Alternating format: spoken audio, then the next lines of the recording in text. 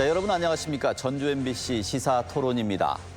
2036년 전주 하계올림픽 유치가 새 국면에 들어섰습니다.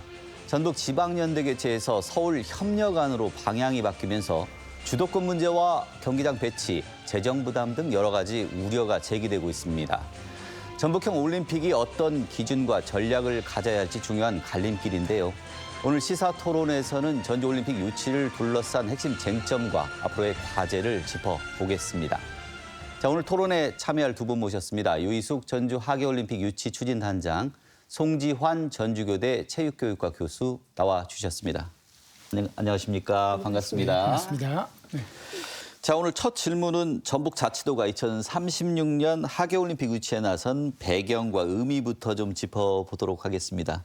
유 단장님께서 먼저 말씀 좀 해주시죠. 네, 올림픽은 스포츠를 중심으로 전 세계인이 한데 어울리는 축제의 장이라고 할 수 있습니다. 이것을 우리 전북특별자치도 전주를 중심으로 개최함으로써 지금 현재 가장 부상하고 있는 K컬처의 본고장으로서의 우리 지역을 세계에 알리고 또 우리 도시의 향후의 성장 발판을 마련하는 계기를 마련하고자 합니다. 네. 자, 송지환 교수님은 또 네. 어떤 말씀 좀 해주시겠습니까? 네, 우리 전북 지역은 오랫동안 우리 대한민국의 발전의 어떤 구조 속에서요. 지역적 소외를 경험해 왔고 그 결과로 낙후된 지역이라는 이미지와 재정 자립도가 제일 열악한 지역이라는 현실적인 어려움을 겪어왔습니다. 또 여기에서 지난 잼버리의 사태는 우리 지역의 어떤 자존감과 도시 경쟁력에 적지 않은 충격을 주기도 하였습니다. 바로 이러한 상황을 극복해야 한다는 도민들의 강한 의지와 요구, 또 전환점의 토대를 마련하기 위해서 성장 동력으로서의 올림픽 유치는 지역의 활력과 성장을 되찾기 위한 강한 의지의 결과라고 바라볼 수 있습니다. 네, 그리고 그 의미도 매우 큰데요. 사실 전북의 이 유치 도전은요. 처음에 무모한 도전이라는 평가가 적지 않았습니다. 네. 그러나 그 속에서 도민들의 단합된 지지와 응원, 또 전북도와 또 체육계의 열정, 또 그리고 한번 해보자는 지역 공동체의 어떤 의지가 모여서 소위 말하는 다윗과 골리앗의 싸움에서 서울을 제치고 우리가 올림픽 유치라는 첫 관문을 통과했다는 성과를 이뤄냈습니다. 이러한 경험은 우리 전북이 앞으로도 도전에 주저하지 않고 가능성을 확장해 갈 수 있는 어떤 자신감과 희망을 얻은 계기라는 점에서 큰 의미가 있다고 할 수 있습니다. 네. 자, 유 단장님. 아무래도 이 전략이 최근에 좀 바뀌었습니다. 당초에는 이제 전주 중심의 지방 연대의 방식이라면 최근 들어서 이제 서울하고 협력하는 방향으로 큰 틀이 지금 바뀌었는데 이 이유가 뭡니까? 저희가 이제 국내 유일의 후보 도시로 지정된 이후에 4월에 IOC를 방문을 하고 그간에 이 분야의 전문가분들하고 또 스포츠인들과도 여러 차례 같이 논의를 하였습니다. 그 결과 앞으로는 이 올림픽을 개최하기 위한 새로운 시설을 설립하는 거, 이 부분을 최소화해야겠다라고 맨 처음엔 전략을 세웠는데 이것을 뛰어넘어서 제로화하는 부분이 필요하겠다 이런 생각을 했고요. 다만 또 한편에서는 이런 지속 가능성을 높이기 위해서 신설 제로화도 추구하지만 이 올림픽에 참여하는 스포츠 선수들의 어떤 단일한 경험, 네트워킹 이런 것도 중요하기 때문에 또 압축적인 개최의 필요성도 제기되었습니다. 그래서 이 두 가치는 사실은 충돌도 할 수도 있는 가치이기 때문에 이 두 가치를 어떻게 조화시키느냐 이런 고심의 결과로서 그동안에 성공적인 개최를 했던 서울도 함께 포함하고 대신에 지방 연대 구조는 흐트러지지 않고 가는 방안을 저희가 찾았고요. 이것은 어떤 전략의 전환이라기보다는 좀 전략의 진화로 봐주시면 감사하겠습니다. 자, 송 교수님. 자, 이 경기장 배치가 좀 조정이 됐는데 이런 변화 자체가 국제올림픽위원회에 부정적인 신호를 줄 수 있다거나 이게 규정이 좀 어긋나지 않느냐 이런 지적도 좀 있습니다. 실제 경기 과정에서 이렇게 경기 이제 준비 과정에서 경기장 배치를 조정하는 것들이 규정에는 문제가 없는 겁니까?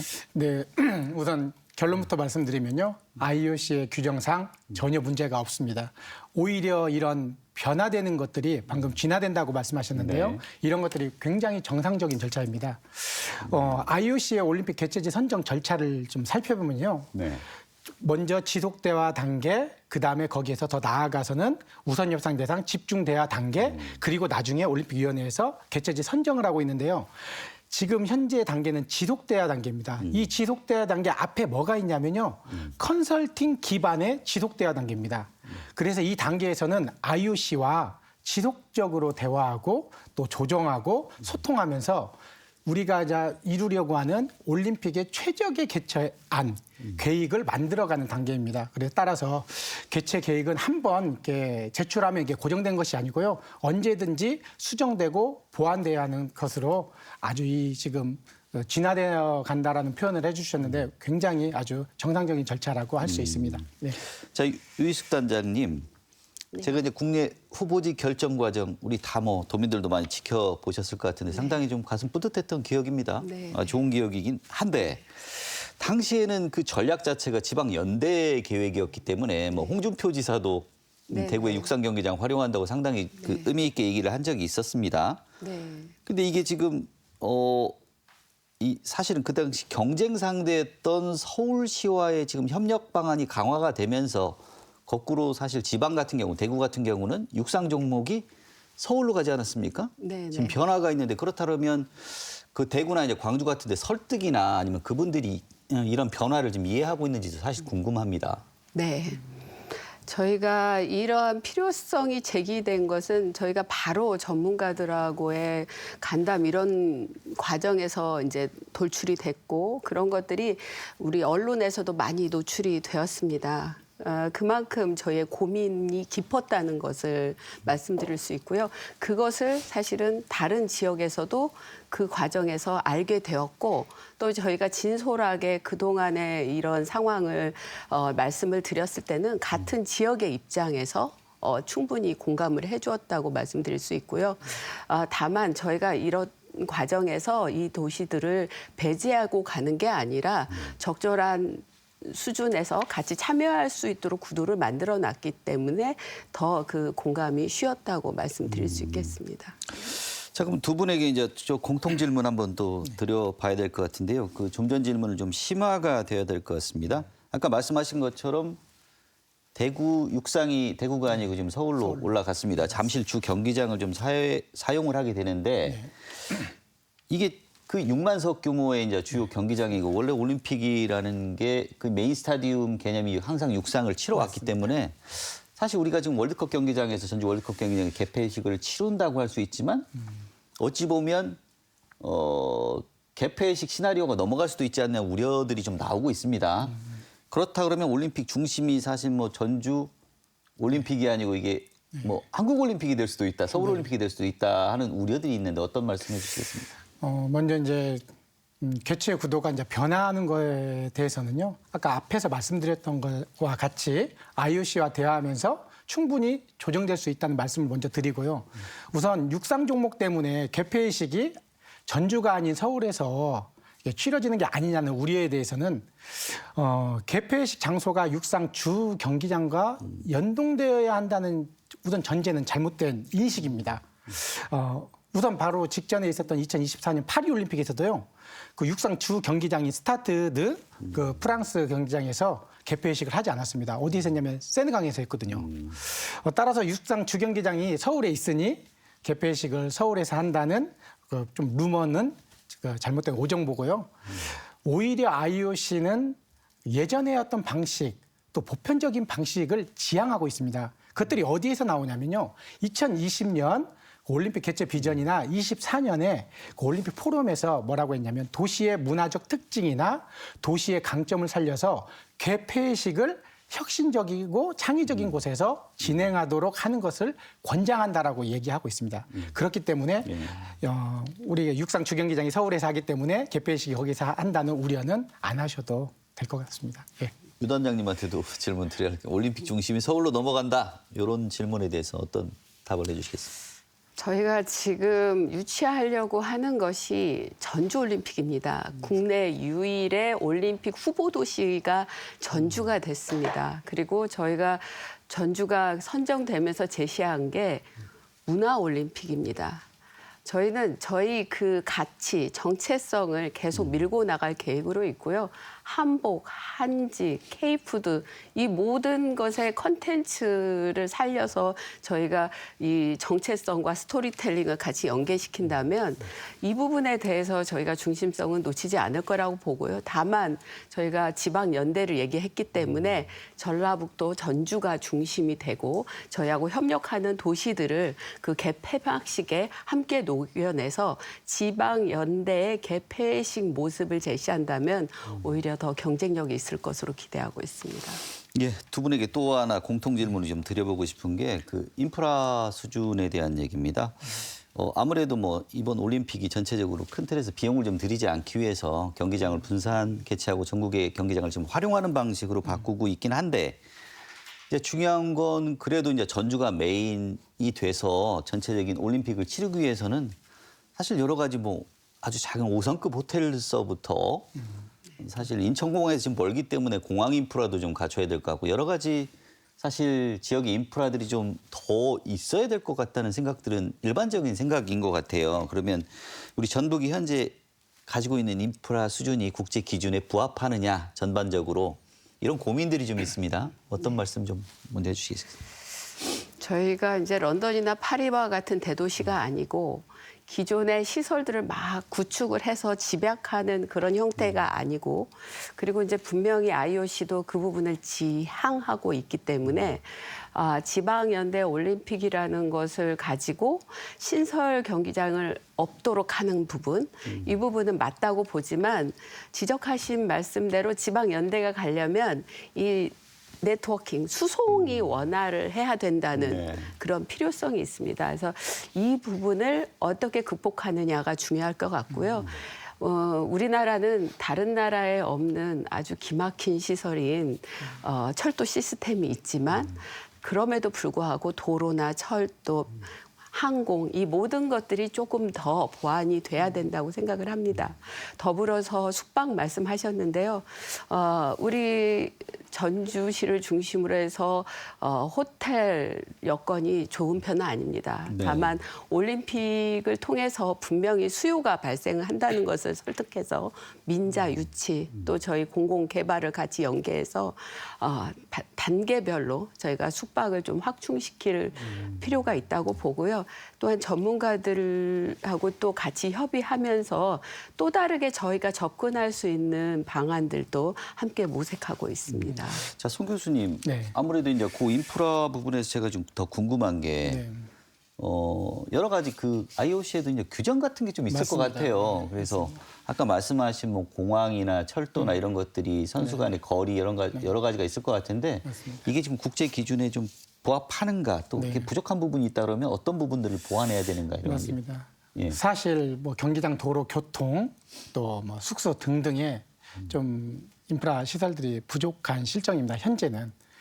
그렇지만 지금 전문가 회의에서 뭐라고 하냐면 이런 것들이 해결 가능한 과제라고 이런 것들에 대해서 동의를 하고 있어요. IOC도 이제 숙박, 교통, 운영상에서 발생하는 인프라 부족은 유치 불가 요소가 아니라고 이렇게 말하고 있습니다.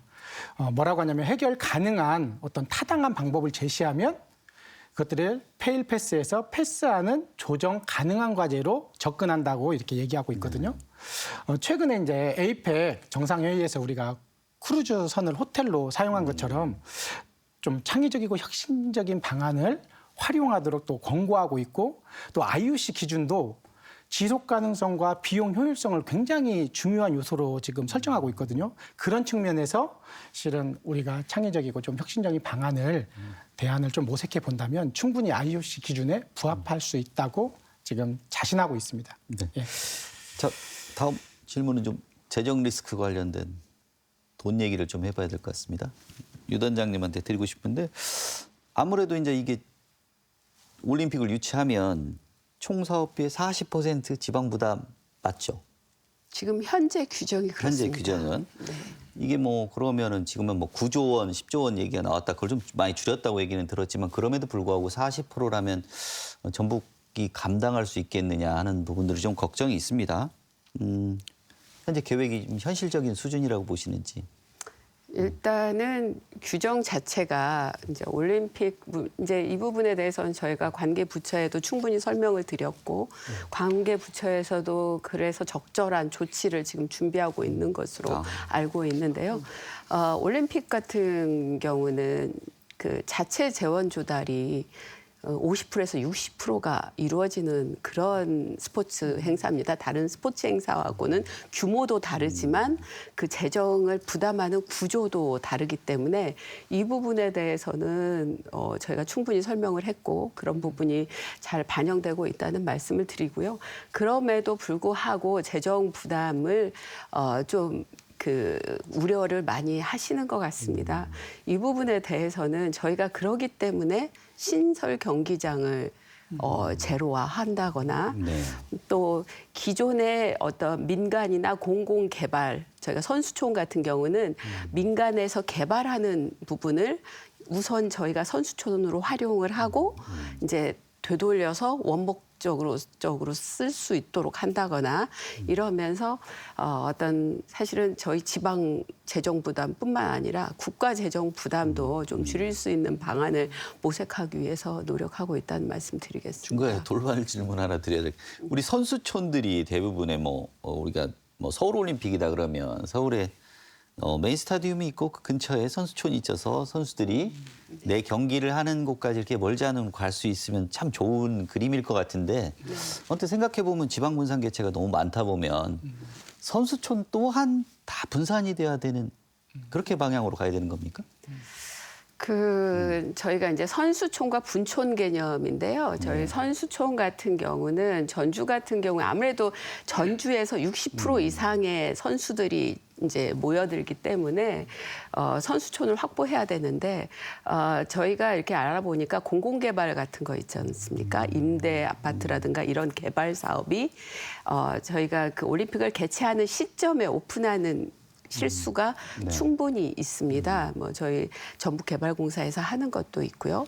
그래서 거기하고 저희가 협의를 해서 먼저 저희가 그거를 활용을 하고 나중에 그쪽에서 임대 목적으로 쓸 수 있도록 그렇게 해서 선수촌은 충분히 저희가 확보할 수 있고요. 이제 분촌 문제인데 분촌은 다른 올림픽에서도 그랬지만 시설이 좀 괜찮은 대학 기숙사를 활용을 합니다. 그래서 경기장에서 가까운 곳으로 해서 1시간 거리에 하고요.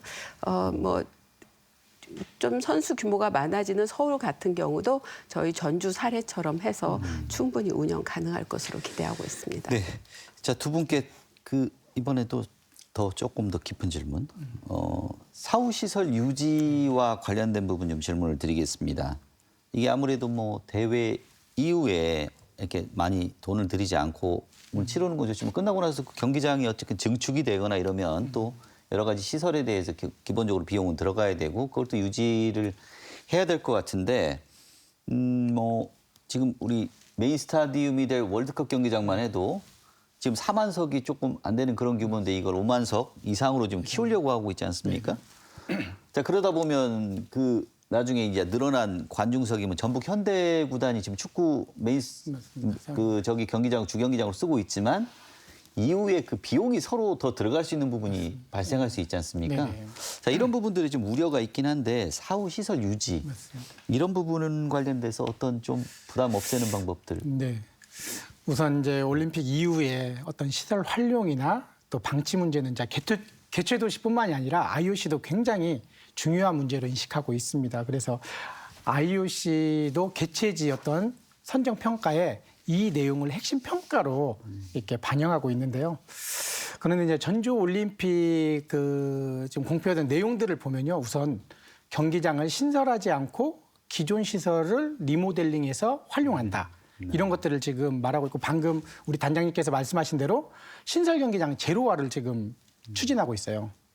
그래서 이런 것들 이제 기존 경기장을 개보수하고 또 대회 후에 원상 복귀하는 어떤 그런 전략을 가지고 있어서 만약에 이렇다면 우리가 사후 방치 우려는 조금 더 이렇게 좀 해소되지 않을까 이런 생각을 저는 해봅니다. 네. 단장님은 어떤 말씀? 저희 교수님께서 잘 네. 말씀을 해주셔가지고요. 저희가 어떻게 보면 이게 신설 제로화가 어떻게 보면 가장 사후 관리의 가장 강력한 방식이지 않을까 이런 생각이 들고요. 다만 우리가 남겨야 될 것은 시설이 아니라 네. 그 올림픽을 개최하면서 쌓게 되는 국제 역량. 그다음에 저희가 그것을 가지고 발전시킬 스포츠 산업이라고 생각합니다. 이러한 것을 저희가 유산이라고 생각을 하고 네. 이거를 발전시켜서 우리 전라북도의 발전 모멘텀을 어떻게 갖느냐 이런 것을 저희가 사후에 고민할 사항이라고 시설 부분에 있어서는 그런 우려는 없을 것으로 기대하고 있습니다. 그렇게 일단 기대를 해보겠습니다. 네. 자, 단장님, 지금 올림픽 유치 결정 우리가 예측했던 것 상당히 좀 미뤄지고 있습니다. 뭐 2027년에서 2029년이라는 얘기까지 지금 나오고 있는데 이 결정이 미뤄지는 가장 큰 이유가 좀 궁금하고요. 언제쯤 결정이 가능할지 또 궁금하고. 저 더해서 우리 전북은 그 사이에 좀 어떤 준비가 좀 필요한지.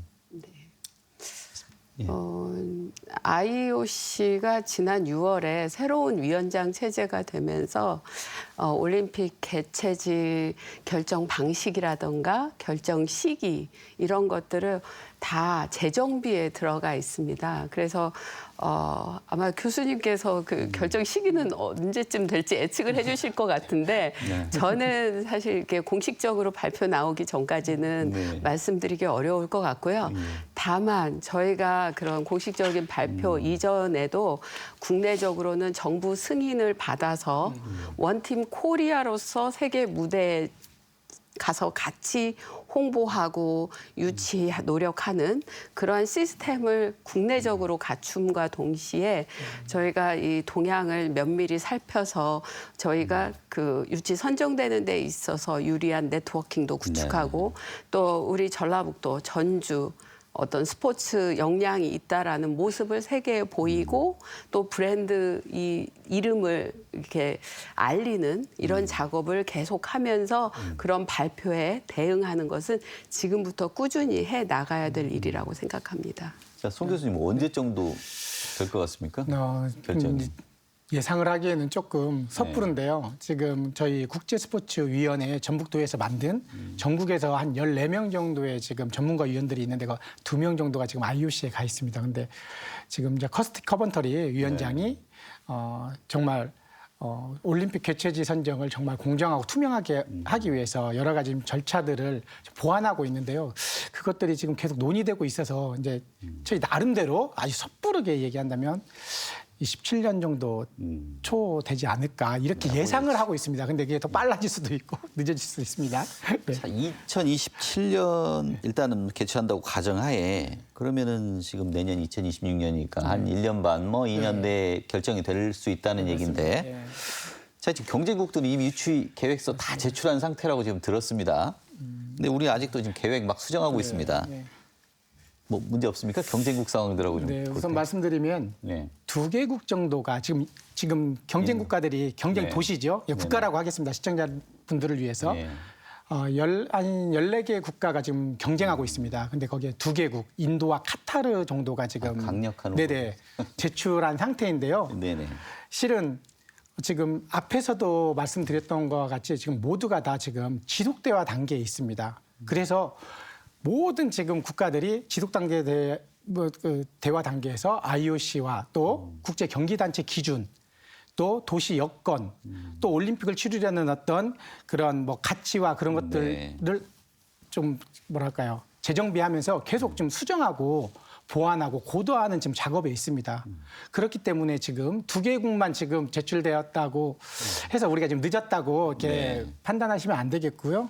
또 하나는 좀 IOC가 뭐라고 하냐면 일부 국가의 어떤 계획안 제출이 이것들이 우선 협상 대상 그러니까 집중대화 그 협상 대상으로 넘어가는데 뭐 실은 우리는 그걸 뭐 가점 요인으로 삼지 않겠다라고 이렇게 말하고 있습니다. 그래서 뭐 좀 제출한 인도나 카타르 이 두 국가는 자기들의 어떤 뭐 전략적 선택에 의해서 제출되었고 본 정상적인 시스템은 이것들이 지금 뭐 제출되고 지금 이것들이 먼저 고정된 것이 아니라 계속 지금 수정되고 보완되고 있다라는 말씀을 드리겠습니다. 네. 예.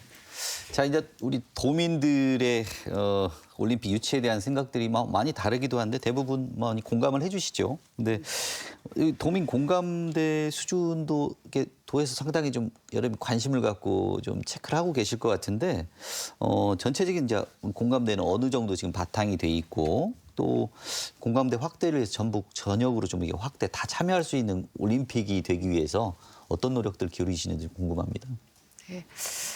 저희가 그 국내 후보도시 선정 전에 우리 도민분들이 얼마나 이 유치에 대해서 찬성하시는지 여쭈었을 때 약 81%가 찬성을 해주셨습니다. 네. 지금은 그 이제 올림픽에 대해서 저희가 조금 더 말씀을 드려서 이 부분에 대해서 공감이 더 높아졌을 거라고 보고요. 다만 좀 우리가 할 수 있을까? 하고 우려하시는 상황이신 것 같습니다. 그래서 저희가 지금 앞으로 하고자 하는 것은 작아도 내실 있는 스포츠 행사들을 유치하고 그리고 그것을 성공적으로 개최하면서 우리가 할 수 있다라고 하는 것을 우리 스스로도 느끼고 또 대외적으로도 홍보하는 그런 노력들이 좀 필요할 것 같고요.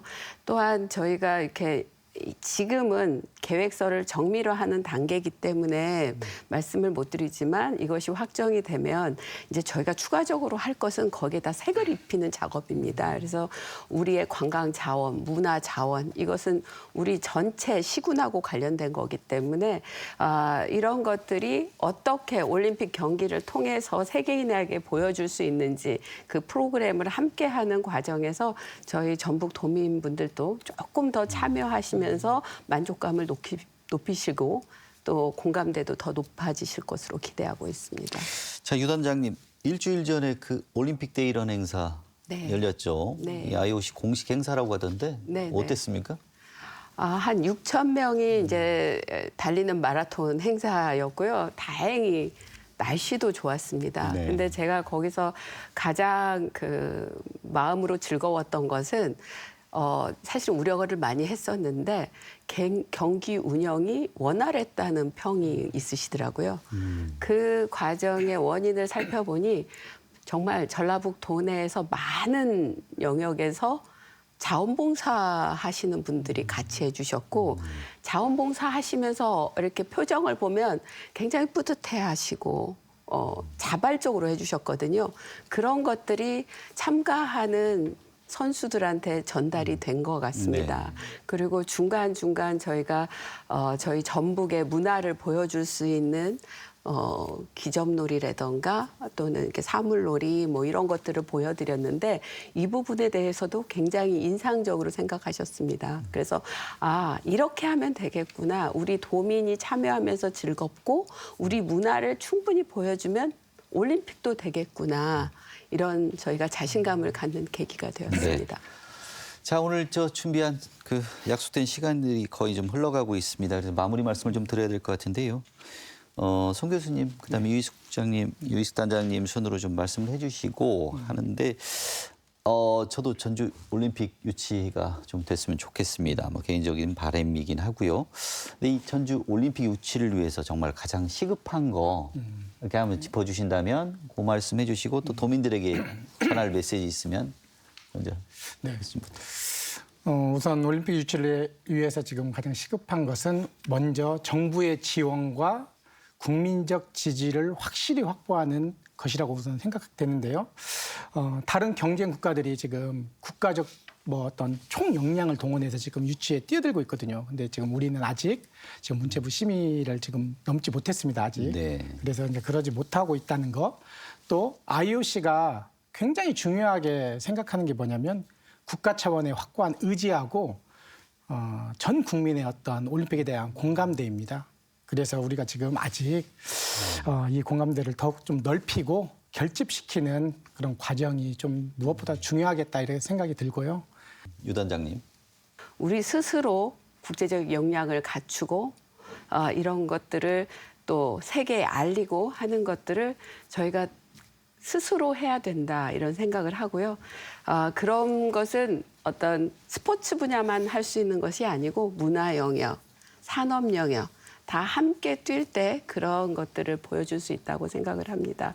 지금까지도 많이 협조해 주시고 관심 가져주시고 응원해 주시는데요.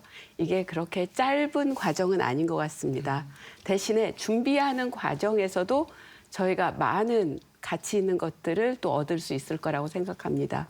준비하고 유치하고 개최하는 그 긴 여정을 계속 응원해 주시고 참여해 주시고 함께해 주시면 감사드리겠습니다.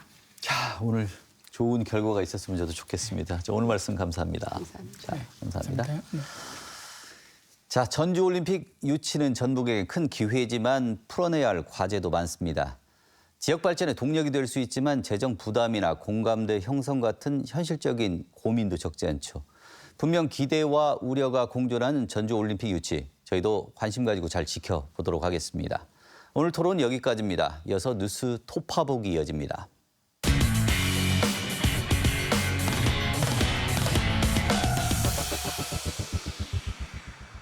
한 주간 이슈를 살펴봅니다. 뉴스 톱파보기 홍민호 변호사와 함께합니다. 안녕하십니까? 네, 안녕하십니까? 자, 첫 번째 얘기로 도행정사무감사 이야기부터 좀 해보겠습니다. 세계 소리축제 조직위의 특정 간부의 기본급이 갑자기 50% 가까이 올랐습니다. 이게 어떤 문제입니까? 예, 이번에 이제 전북특별자치도 감사위원회가 전주 세계소리축제 조직위원회를 대상으로 재무감사를 실시했는데요. 그중에 급여 측정과 계약 관리 등에서 총 7건의 부적절 사례가 적발이 되었습니다. 특히 이번에 문제가 된 사례는요. 이 조직위 사무국 소속의 한 부장, A 부장이 있는데 이 분의 2024년 기본급이 전년 대비 48.6% 상승된 월 500만 원으로 측정이 되었습니다. 같은 기간 다른 직원들의 기본급 인상률이 3%였다는 점을 고려할 때 이 유독 특정 직원에 대해서만 인상폭이 너무 컸다. 그것을 이제 감사위에서 지적을 했고요. 각종 수당을 포함한 해당 직원의 연봉이 그 전년에는 5,300만 원 정도였는데 올해는 7,600만 원으로 증가했다. 이렇게 볼 수 있을 것 같습니다. 아까 말씀하신 것처럼 일반 다른 직원들 같은 경우 3% 인상에 그쳤는데 이분만 갑자기 이렇게 임금이 크게 오른 배경에 뭐 특별한 이유가 있습니까? 네, 조직위에서는 해명을 내놓기를 뭐 신규 협찬사를 유치하는데 큰 이제 이 부장이 도움을 줬다. 그리고 그 전년도 대비 급여가 워낙에 좀 적었었다. 이렇게 해명을 하고는 있는데요. 하지만 직원의 원래 고유한 업무가 신규 협찬사를 유치하는 거기 때문에 자신의 업무에 충실한 것만 지나지 않는다. 이런 비판도 있고요.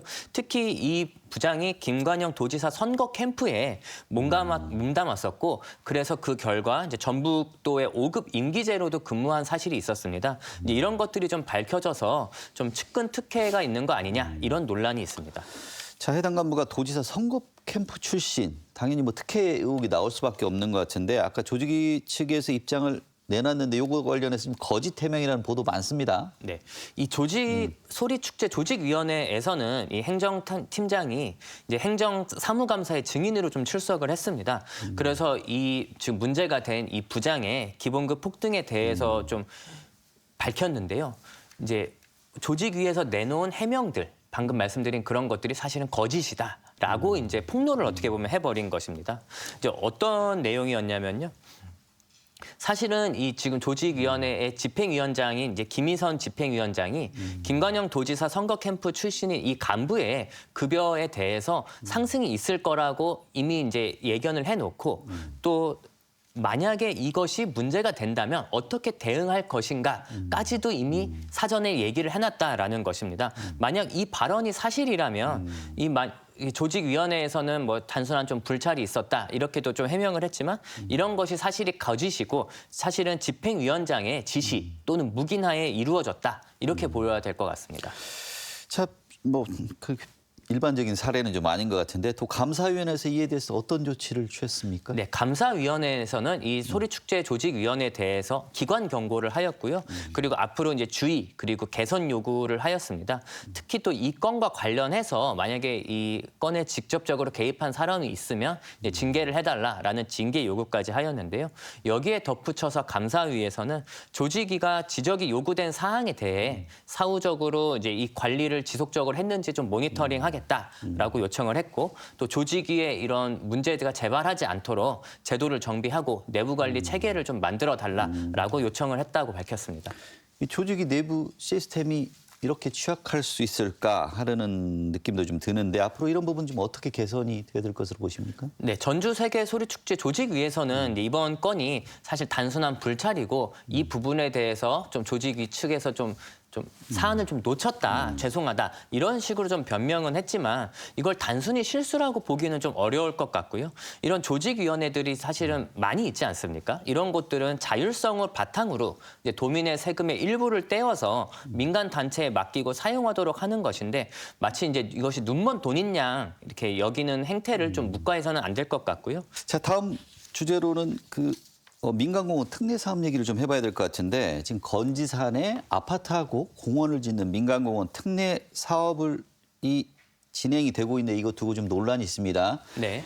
내용이 사업에 참여한 농업법인이 법을 좀 넘어서는 행동 이런 활동을 하고 있어서 이게 좀 문제가 되고 있는데 자 일단 농업법인이 지금 사업에 참여를 하고 있는데 농업법인의 역할이 좀 궁금하고 또 왜 민간공원 특례 사업에 참여하는 게 논란인지도 고민입니다. 네. 원래 이제 우리가 농업인 이라는 말은 많이 하잖아요. 근데 농업법인은 좀 한번 쓰면서도 왜 농업법인은 왜 그냥 농업법인이지 법인이라고 안 하고 농업이란 말을 붙이는 걸까 이렇게 좀 생각이 들 수도 있거든요. 이제 농업법인이라는 것은요 하나의 이제 기업이 농업 경영을 통해서 개인보다 좀 생산성을 좀 향상시키고 이런 생산된 농산물을 유통이나 가공, 판매하는 데 있어서 개인보다는 아무래도 법인이 조금 더 부가가치를 높일 수 있고 이제 이렇기 때문에 만들어진 어떤 하나의 기업적인 형태다 볼 수 있는데 다만 이거를 농업적인 목적으로만 이용을 해야 된다라고 해서 우리가 농업법인으로 좀 만들고 있습니다. 최근에는 이제 노동력 부족으로 인해서 아무래도 좀 농업에 종사하는 노동인구가 좀 적지 않습니까? 이제 이런 것들을 좀 해결하기 위한 어떻게 보면 새로운 형태로 나타난 법인이 농업법인이다. 이렇게 볼 수 있을 것 같은데요. 이제 문제는 농업법인이 과연 농업 아닌 다른 뭐 부동산이나 어떤 사업 이런 것들을 좀 하는 것이 과연 정당한가 여기에 좀 문제가 있을 것 같습니다. 네. 아무래도 농지법 이런 데 보면 뭐 당연히 농업법인은 농업과 관련된 그렇죠. 일을 해야 되는 네, 건데 맞습니다. 지금 이 상황처럼 아파트를 짓는 이런 부동산 사업에 참여한다는 것 자체가 조금 문제인 것 같은데 좀 더 좀 쉽게 풀어서 설명을 네. 좀 해주시죠. 지금 이제 전주시가 덕진공원 건지산 민간공원 특례 사업을 지금 진행을 하고 있는 거 않습니까? 근데 이제 이것이 이제 사실은 전주시가 해야 될 일이었거든요. 이제 왜 그러냐? 그러면 이 도시공원 일몰제라는 것이 있습니다. 이것은 이제 지자체, 전주시와 같은 지자체가 사유지를 공원 부지로 지정을 했습니다. 그러면은 이 지자체가 공원 부지로 지정을 했기 때문에 이 토지를 소유하고 있는 법인은 또는 개인은 자신이 이제 소유자라고 할지라도 이 공원을 만들거나 그렇지 않으면은 어떤 개발을 할 수가 없거든요. 그렇기 때문에 이 전주시가 이 토지를 매입을 해서 전주시가 스스로 공원을 만드는 형식으로 바꿔야 되는데 이 예산이 부족하다는 이유로 전주시가 이 토지를 구입을 하지 못했습니다.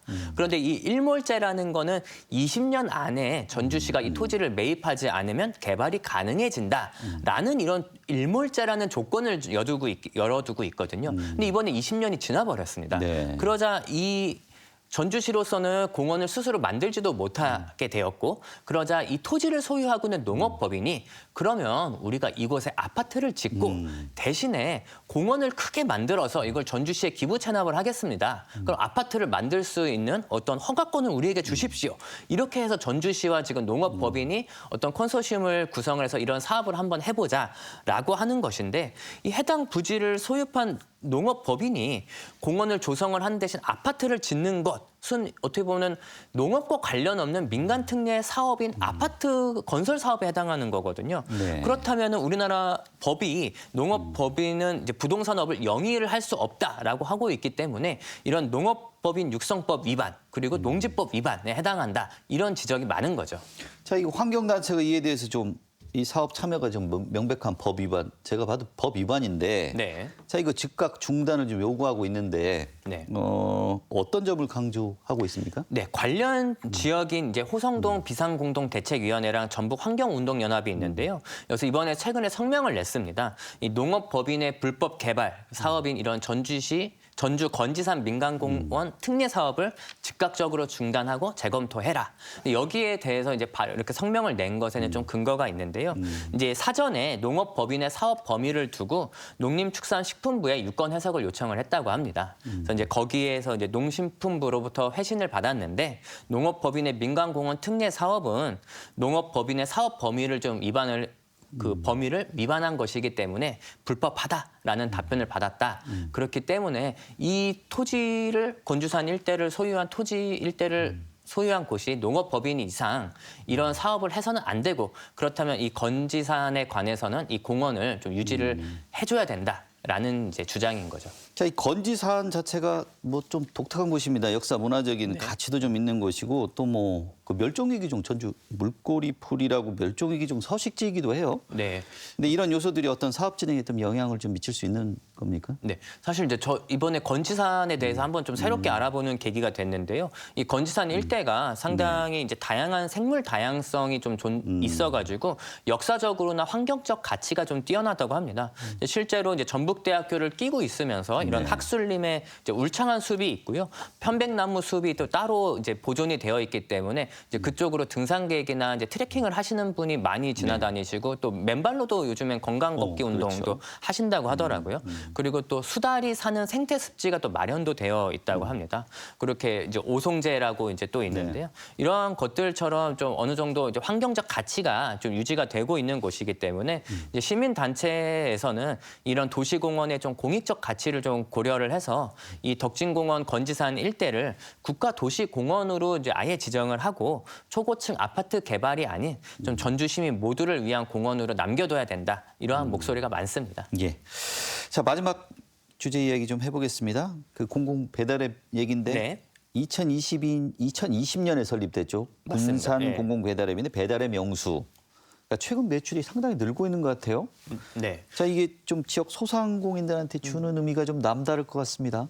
네, 군산시 이제 공공 배달 앱에 이제 배달의 명수라고 있는데 이게 전라북도에서는 사실 제일 유명한 이제 배달의 명수가 이제 공공 배달 앱입니다. 전국에서 최초죠. 네. 네. 그래서 지역 경제 활성화 이제 소상공인 이제 지원에 큰 역할을 좀 하고 있다고 하는데요. 이제 아무래도 요즘엔 배달 시장이 좀 많이 커져갖고 네. 그러다 보니까 대형 플랫폼 뭐 배민이라던가 뭐 요기요 이런 것들이 좀 독과점으로 좀 되어 있지 않습니까? 이제 그러다 보니까 소상공인들은 좀 높은 수수료를 좀 부담을 해야 되고 또 광고비도 또 많이 좀 지출을 해야 되고 이제 그러면서 소상공인이 점점 살아남기 어렵다 이런 요구가 많았는데 이제 배달의 명수 운영팀과 이제 군산시청은 이제 좀 다양한 활성화를 이제 정책을 좀 통해서 소상공인을 돕기 위해 좀 만들어진 정책인데요.